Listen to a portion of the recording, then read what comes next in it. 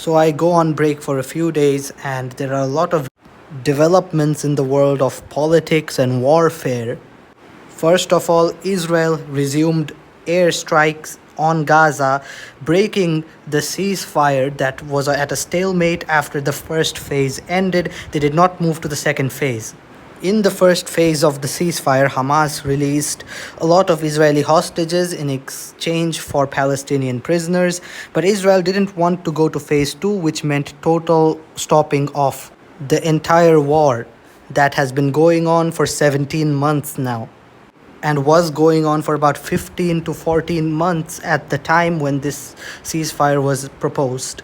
And the ceasefire with Hezbollah that was agreed in November of 2024 is still holding. That ceasefire is not being broken, but the ceasefire with Hamas after a stalemate is now broken.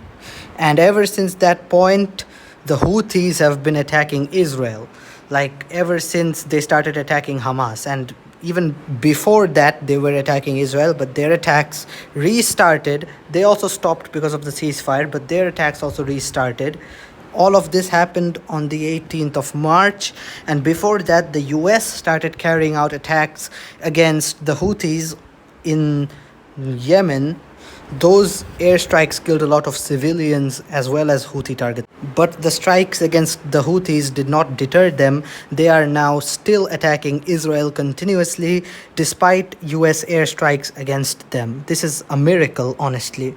And of course, Israel is facing internal division. It has been facing internal division since October 7th, but now that Israel has restarted the war, instead of negotiating, the family members of the hostages who are still held in Gaza and many other people have staged protests within Israel against Prime Minister Benjamin Netanyahu's decision to go back to war. The conditions are pointing towards a possible civil war in Israel.